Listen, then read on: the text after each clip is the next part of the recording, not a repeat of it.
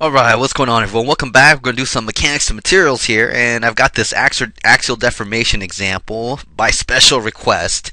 And I've got this rod that's hanging upside down. It's a meter long. It's got this concentrated load of 50 kilonewtons applied to it, and it has a diameter of 25 millimeters. This rod's made of steel, so I've got a density here of 8,000 kilograms per meter cubed, and a modulus of elasticity that's 200 GPa. And what we would like to do is find the elongation of this rod due to the applied load plus its own self-weight. What's going to be the contribution of self-weight? And so, the way that we're going to go about this is to, draw this schematic out, figure out what the internal load is, or an internal axial force diagram in a way, right? But it's essentially an internal load function, internal axial load function. Then apply our basic formula for axial deformation, which I'll show you in a little bit here. But the first thing that we got to do is figure out what this loading is. So besides drawing out a schematic or free body diagram, you want to come up with what you got to resolve the loading if you have to. And in this case we have to, and that's a function of the density in the cross-sectional area. And what that self-weight is going to do is cause a uniformly distributed load pointing downwards across the length of the pipe, if you will.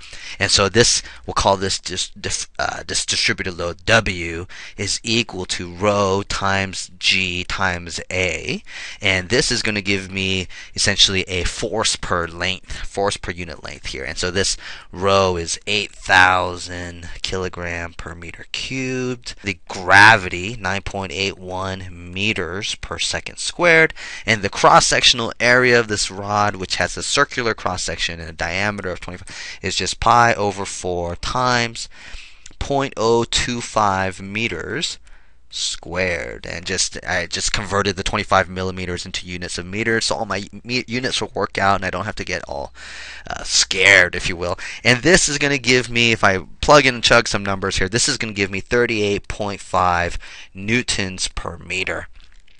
And that's my distributed load. And the way that looks is like this. It's a uniformly distributed load, which means that it's constant. The rate is constant all the way through the length of the circular shaft here. And this right here has a uniform intensity.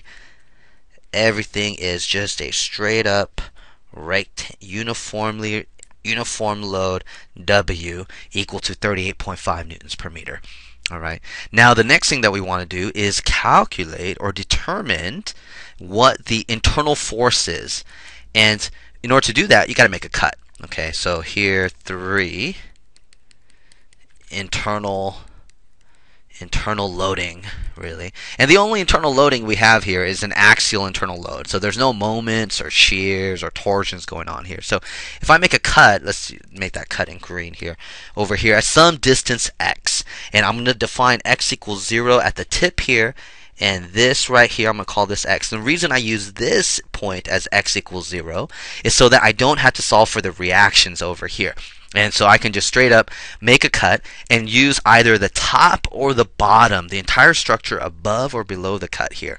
And I'm going to use the entire structure below the cut. And it's going to look like this here. So here I've got my structure, my cut here. And I'll cut my cut surface. I have my internal force. I'll put that in blue. I'll call this N as a function of X. Wherever we made that cut X, the length of this rod is X here. I have the loading, which is a distributed load here. Uniformly distributed axial loading, which we call W, and then a concentrated axial load of P equal to 50 kilonewtons here. And now I'm just going to use equilibrium. I'm going to sum forces in the vertical.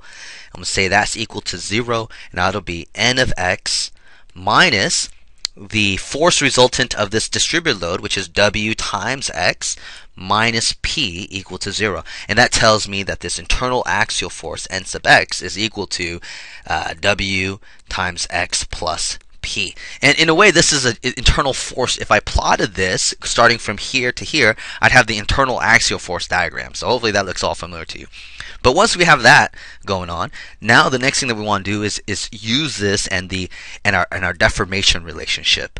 So here, the axial deformation, or the general form of axial deformation. So here I'll put this as 4 axial deformation calculation. And the thing to remember was that before, our axial deformation was here, delta is equal to the integral from the segment or the length of some internal axial force divided by E AX dx. This is my general form of axial deformation due to internal force or internal axial loading here.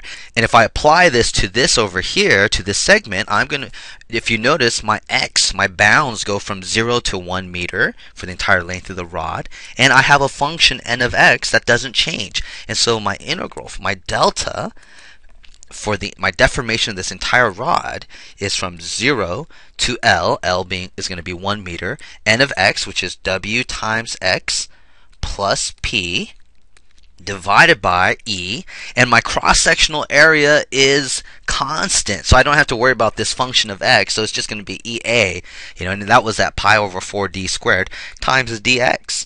And now I just got to work out some math and integrate this right here. I can extract this or pull this out, this EA out, and so I'll get delta is 1 over EA times the integral of this WX plus P, which is WX squared over 2 plus px, and I know I'm going to evaluate this from 0 to L. Again, if I evaluate this now this is all just some basic math here, I'll get that this deformation 1 over EA is WL squared over 2 plus P times L. Right here. And all of you, this should look familiar. The PL over EA looks like just axial deformation if we were to neglect the self-weight. And then here, this is the contribution of the self-weight right here, this WL squared over 2. And so if we plug and chug some numbers, let me do that. Let's see, 1 over E was 200 GPa, so that's going to be 200 times 10 to the 9th newtons per meter squared, times the area, which was pi over 4 times 0.025 meters squared, all times W, which was, we found 38.5 newtons per meter. The length was 1 meter squared divided by 2 plus 50 kilonewtons, which is the same as 50,000 newtons. Hopefully I'm not going to run out of space, times 1 meter right here. Let's make this a bracket right there. This 50 kilonewton times 1 meter, and this should be 50,000 newtons if you want to make sure all your numbers work out right. And this axial deformation is going to be equal to 0.0000509 meters, which is the same as 0.509 millimeters. And if anything, this problem tells us it takes a lot of force to deform steel in the axial direction. But here it is, and hopefully that was useful for you, and let me know if you have any questions. See ya.